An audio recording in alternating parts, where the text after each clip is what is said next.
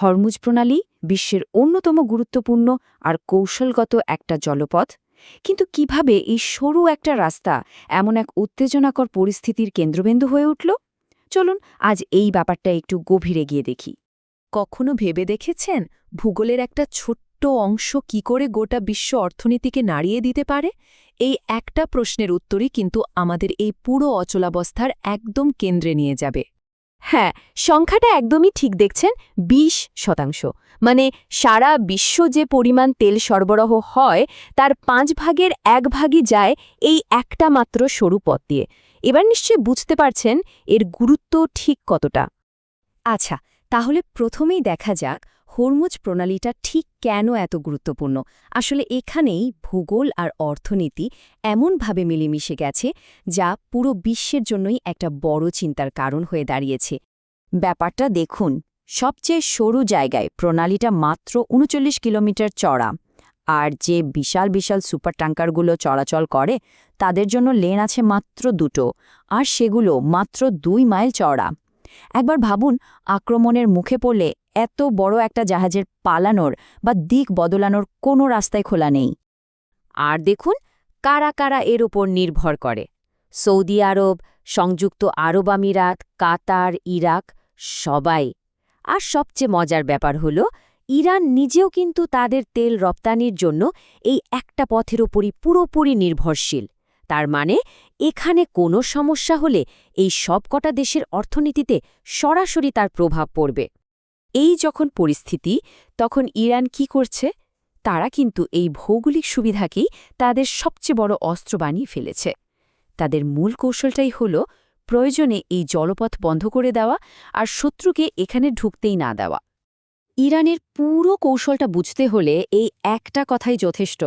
এগুলোকে দ্বীপ হিসেবে না ভেবে ভাবুন ভারী অস্ত্রে সজ্জিত স্থির প্রতিরক্ষা ব্যবস্থা হিসেবে। মানে প্রণালীর মধ্যে যে দ্বীপগুলো আছে সেগুলো আসলে এক একটা ভাসমান সামরিক ঘাঁটি, যা শিপিং লেনের একেবারে গায়ের কাছেই রয়েছে। এই দ্বীপগুলোর মধ্যে প্রথমটা হল লার্ক দ্বীপ। এটাকে বলা হয় এনফোর্সার বা প্রয়োগকারী। কারণটা খুব সোজা, এটা ঠিক আন্তর্জাতিক শিপিং লেনের ওপরেই বসে আছে। তাই এখান থেকে ইরানের দ্রুতগতির বোটগুলো মিনিটের মধ্যে যে কোনো জাহাজের কাছে পৌঁছে যেতে পারে। এর পরেরটা হল কিয়াসম দ্বীপ, যাকে বলা হয় স্লেজ হ্যামার বা হাতুড়ি। আর এর কারণ হল এটাই ইরানের সামরিক কার্যকলাপের মূল কেন্দ্র। এর দুর্গম পাহাড়ি এলাকায় লুকিয়ে রাখা আছে অসংখ্য আন্ডারগ্রাউন্ড বাংকার আর মোবাইল মিসাইল সিস্টেম। আর এই 3 দ্বীপের শেষটা হল আবু মুসা, যা কাজ করে একটা আর্লি ওয়ার্নিং সেন্টার হিসেবে। এখানে রেডার সিস্টেমগুলো মিত্রবাহিনীর জাহাজ সংকীর্ণ পথে ঢোকার অনেক আগে থেকে তাদের ট্র্যাক করতে শুরু করে। তো এই 3টা দ্বীপ মিলে ইরানের জন্য একটা প্রায় দুর্ভেদ্য প্রতিরক্ষা ব্যবস্থা তৈরি করেছে।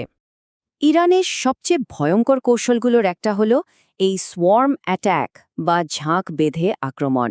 বাইরে থেকে দেখলে হয়তো খুব বিশৃঙ্খল মনে হতে পারে, কিন্তু আসলে এর প্রত্যেকটা ধাপ খুব নিখুঁতভাবে পরিকল্পনা করা। ছোট ছোট দ্রুতগতির বোটগুলো চারদিক থেকে একটা বড় জাহাজকে ঘিরে ধরে আর একযোগে তার দুর্বল জায়গাগুলোতে, যেমন ব্রিজ বা ইঞ্জিন রুমে হামলা চালায়। আর যদি কোনো জাহাজ এই সোয়ার্ম অ্যাটাক থেকে বেঁচেও যায়, তাহলে তার জন্য অপেক্ষা করে দ্বিতীয় বিপদ, উপকূল থেকে ছোড়া জাহাজ বিধ্বংসী মিসাইল।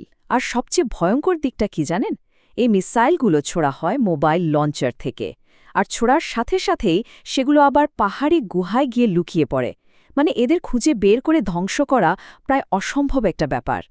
কিন্তু ইরানের এই সব পরিকল্পনার জবাবে মার্কিন যুক্তরাষ্ট্র আর তার মিত্ররা কি চুপ করে বসে আছে? একদমই না। তাদেরও কিন্তু পাল্টা জবাব তৈরি আছে, আর সেটা হলো একটা মাল্টি-লেয়ার্ড হাইটেক ডিফেন্স সিস্টেম। চলুন এবার সেই পাল্টা কৌশলগুলো দেখে নেওয়া যাক। এই স্লাইডটা দেখলে পুরো ব্যাপারটা একদম পরিষ্কার হয়ে যাবে, অনেকটা দাবার বোর্ডের মতো। একদিকে ইরানের চাল আর অন্যদিকে মিত্রবাহিনীর পাল্টা চাল। যেমন ধরুন, ইরানের নো মাইনের জন্য আছে মাইন হান্টার জাহাজ, সোয়ার্ম বোটের জন্য আছে হেলিকপ্টার, আর মিসাইলের জন্য তো এজিস সিস্টেম আছেই। আচ্ছা, ধরে নিন কোনোভাবে ইরানের মিসাইল বা ড্রোন সবকটা ডিফেন্স লেয়ার পার করে জাহাজের একেবারে কাছে চলে এলো, তখন কি হবে? ঠিক তখনই আসরে নামে ফ্যালাংস সিস্টেম। এটা হলো জাহাজের একেবারে শেষ মুহূর্তের রক্ষা কবচ, একটা অটোমেটিক ঘাতক যন্ত্র। এর ক্ষমতা শুনলে আপনি রীতিমতো চমকে যাবেন। মিনিটে ৪,৫০০ রাউন্ড গুলি, ভাবা যায়।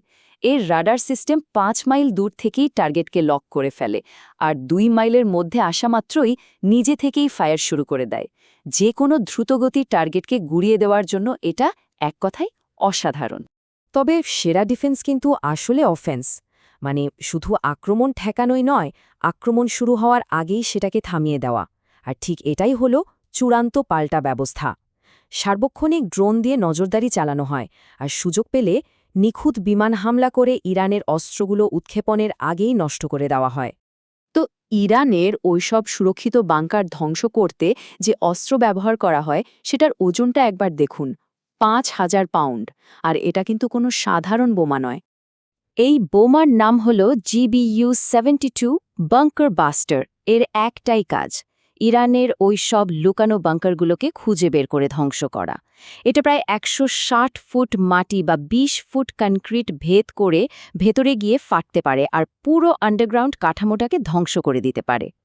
তাহলে শেষ পর্যন্ত ব্যাপারটা কি দাঁড়ালো? আসলে এটা একটা নিরন্তর প্রযুক্তিগত প্রতিযোগিতা, একটা লুকোচুরি খেলার মতো। একদিকে ইরান যেমন তাদের কৌশল পাল্টাচ্ছে, অন্যদিকে মিত্রবাহিনীও সেটা মোকাবেলার জন্য আরও উন্নত প্রযুক্তি নিয়ে আসছে।